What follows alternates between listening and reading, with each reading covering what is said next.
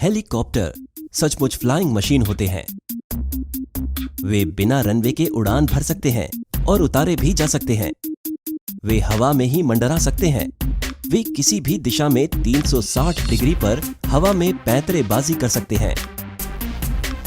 ये video helicopter की उड़ान के पीछे छिपी जटिलता और विज्ञान पर से पर्दा उठाता है। हेलीकॉप्टर की उड़ान के पीछे की भौतिकी को जानने के बाद आप ये भी समझ पाएंगे कि हेलीकॉप्टर के पायलट की जॉब अविश्वसनीय रूप से जटिल क्यों होती है। हेलीकॉप्टर उड़ान पैदा करने के लिए विमान पतवार यानी एयरफॉयल सिद्धांत का प्रयोग करते हैं।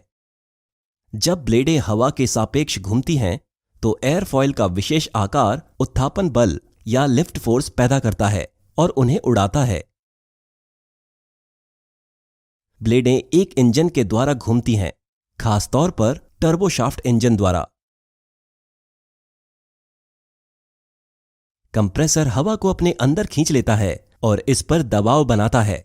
इस दबाव युक्त और गर्म हवा में ईंधन जलता है। जो गर्म हवा दहन कक्ष से निकलती है, वो टरबाइन पड़ावों की श्रृंखला से होकर गुजरती है और उन्हें घुमाती है। टरबाइन के दो सेट होते हैं। एक टरबाइन सेट कंप्रेसर को घुमाता है और दूसरा सेट हेलीकॉप्टर के रोटर शाफ्ट को घुमाता है। हवाई जहाज के जेट इंजनों का प्रयोग आगे धकेलने वाला बल पैदा करने के लिए होता है, लेकिन हेलीकॉप्टर के जेट इंजन का मुख्य कार्य रोटर शाफ्ट को घुमाना है। हेलीकॉप्टर चलाने में सबसे ज्यादा चुनौतीपूर्ण काम है इसका नियंत्रण।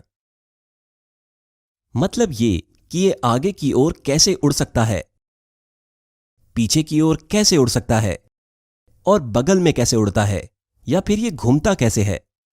जवाब बहुत ही आसान है। आप जिस दिशा में जाना चाहते हैं, उस ओर हेलीकॉप्टर को घुमाएं और उड़ जाएं। जब हेलीकॉप्टर एक कोण पर होता है, तो ब्लेडों के द्वारा उत्पन्न बल लंबवत नहीं होता। इस बल का क्षैतिज हिस्सा हेलीकॉप्टर को मनचाही दिशा में ले जाता है। ब्लेड द्वारा उत्पन्न बल का लंबवत हिस्सा गुरुत्व बल को संतुलित करता है। अब वास्तविक चुनौती यह है कि हेलीकॉप्टर को वांछित रास्ते पर कैसे घुमाएं। हेलीकॉप्टर के घूमने के पीछे के विज्ञान को समझने के लिए हमें एयरफॉयल सिद्धांत के बारे में और अधिक जानना होगा। एयरफॉयल यानी विमान पतवार द्वारा पैदा किया गया उठान आक्षेप कोण के साथ साथ बदलता है। आमतौर पर आक्षेप कोण जितना अधिक होगा, उठान उतना ही ज्यादा होगा। अब एक क्षण के लिए सोचें कि क्या होगा अगर एक ब्लेड एक कोण पर और दूसरी ब्लेड एक अलग आक्षेप कोण पर हो। इस स्थिति में ब्लेडों पर लग रहा उत्थापन बल अलग अलग होगा। उत्थापन बल में बदलाव के कारण निश्चित रूप से टॉर्क पैदा होगा, जिससे हेलीकॉप्टर घूमेगा। आप देख सकते हैं कि उत्थापन बल के असमान वितरण के लिए ब्लेड की एक सुंदर गति की जरूरत होती है। ये स्पष्ट है कि ब्लेडों को अपने आक्षेप के कोण बदलते रहने होंगे, ताकि आक्षेप कोण एक विशेष स्थिति में हमेशा रहे। स्वॉश प्लेट युक्ति के जरिए ब्लेडों की जटिल गति को आसान बनाया जाता है। आइए एक्सप्लोडेड व्यू देखते हैं और इसके आधारभूत हिस्सों को पहले समझते हैं। निचली स्वॉश प्लेट घूमती नहीं है, लेकिन ये हिल सकती है और जैसा कि दिखाया गया है, झुक सकती है। ऊपरी स्वॉश प्लेट निचली स्वॉश प्लेट पर एक बेयरिंग के द्वारा फिट की जाती है, ताकि निचली स्वॉश प्लेट की गति ऊपरी स्वॉश प्लेट तक पहुंच सके और साथ ही साथ उसी समय स्वतंत्र रूप से भी घूम सके। ऊपरी स्वॉश प्लेट एक ड्राइवर के जरिए रोटर शाफ्ट से जुड़ी होती है, इसलिए ब्लेडों के साथ साथ ऊपरी स्वॉश प्लेट भी घूमती है। ब्लेडें ऊपरी स्वॉश प्लेट के साथ नियंत्रण छड़ों के जरिए जुड़ी होती है। इस व्यवस्था में रोचक बात यह है कि बस निचली स्वॉश प्लेट को झुका देने से हम ब्लेडों को अलग अलग कोण पर घुमा पाते हैं। इसका मतलब है, अगर ये स्वॉश प्लेट झुकी रहती हैं, तो हम रोटर डिस्क के पीछे की तरफ हमेशा के सकारात्मक आक्षेप कोण और सामने की तरफ नकारात्मक आक्षेप कोण रख पाएंगे। संक्षेप में कहें तो, जैसा कि दिखाया गया है, पीछे की ओर झुकी हुई स्वॉश प्लेट एक टॉर्क पैदा करती है। इस तरह के नियंत्रण को साइक्लिक पिच कहते हैं। आइए अब हेलीकॉप्टर के आधारभूत नियंत्रण पर वापस आते हैं। यह टॉर्क हेलीकॉप्टर की गति को कैसे प्रभावित करता है? सबसे स्पष्ट जवाब होगा कि हेलीकॉप्टर आगे की ओर घूमेगा और आगे बढ़ेगा। दुर्भाग्य से यह जवाब बिल्कुल गलत है।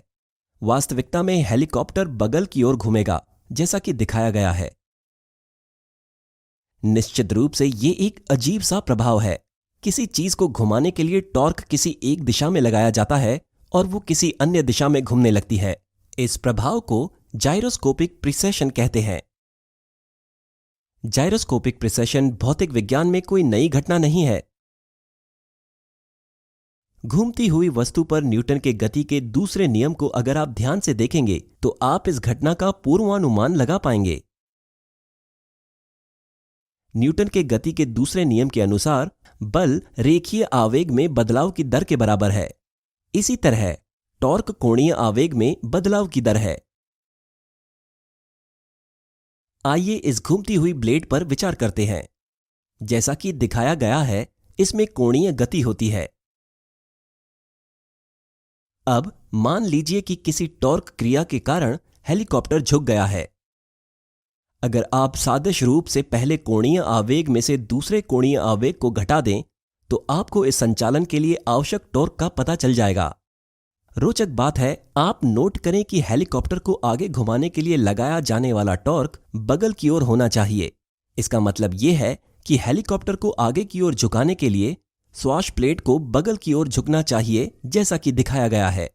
आप फिर से न्यूटन के गति के दूसरे नियम को देख सकते हैं कि अगर आप सामने के हिस्से को नकारात्मक आक्षेप कोण पर रखते हैं और पीछे के हिस्से पर सकारात्मक आक्षेप कोण रखते हैं तो हेलीकॉप्टर बगल की ओर ही घूमेगा।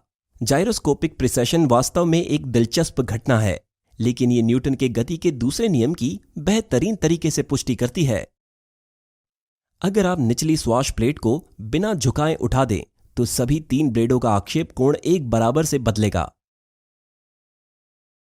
इसका मतलब है कि हेलीकॉप्टर का उत्थापन बल सभी तीन ब्लेडों पर बराबर होगा और हेलीकॉप्टर बिना झुके ऊपर या नीचे गति कर पाएगा। ऐसे ब्लेड नियंत्रण को कलेक्टिव पिच के रूप में जाना जाता है। अगर आपने कभी एक हेलीकॉप्टर देखा है तो आपने निश्चित रूप से टेल रोटर भी देखा होगा। हर रोटर हेलीकॉप्टर के प्रभावी संचालन के लिए इस टेल रोटर की जरूरत होती है। बिना टेल रोटर के हेलीकॉप्टर का ढांचा उसी तरह थक जाता है जैसा कि दिखाया गया है। यह न्यूटन के गति के तीसरे नियम का परिणाम है। इसे समझने के लिए रोटर द्वारा बल के हस्तांतरण वाले हिस्से पर ध्यान देते हैं। हम जानते हैं कि रोटर को घूर्णन बल एक बेवल गियर के जरिए प्राप्त होता है जो इंजन से जुड़ा होता है। इंजन का बीवल गियर रोटर के बीवल गियर को बल भेजता है, जैसा कि दिखाया गया है। लेकिन न्यूटन के गति के तीसरे नियम के अनुसार रोटर के बीवल गियर द्वारा इंजन के बीवल गियर को बराबर और विपरीत बल भेजा जाना चाहिए। ये प्रतिक्रियात्मक बल हेलीकॉप्टर के गुरुत्व के केंद्र के साथ साथ पूरे हेलीकॉप्टर को ब्लेड के घूमने की दिशा की विपरीत दिशा में घुमा देगा। टेल रोटर का कार्य टेल पर एक बल पैदा कर हेलीकॉप्टर के ऐसे घुमाव को रोकना है। टेल रोटर ब्लेड के पिच कोण को समुचित रूप से समायोजित करके पायलट आसानी से उत्पन्न बल में बदलाव कर सकता है। इस प्रकार टेल रोटर की सहायता से हेलीकॉप्टर की विचलन गति भी प्राप्त की जा सकती है। हेलीकॉप्टर के परिचालन के पीछे की सारी भौतिकी का यही मतलब है कि हेलीकॉप्टर उड़ाना वास्तव में एक चुनौतीपूर्ण कार्य है। ब्लेडों के कोण में सूक्ष्म सा बदलाव भी हेलीकॉप्टर के व्यवहार में बहुत बड़ा बदलाव लाता है। मनचाही गति पाने के लिए अक्सर पायलट को 2 या 2 से अधिक कार्यवाहियां एक साथ करनी पड़ती है। इसके अतिरिक्त हेलीकॉप्टर आपके इनपुट पर तुरंत प्रतिक्रिया नहीं करता, इसलिए पायलट को संतुलन और समन्वय का अच्छा ज्ञान होना चाहिए ताकि वो हेलीकॉप्टर का ठीक तरह से संचालन कर सके। अपने दोस्तों के साथ इस वीडियो को साझा करें और इस जानकारी को आगे बढ़ाएं। धन्यवाद।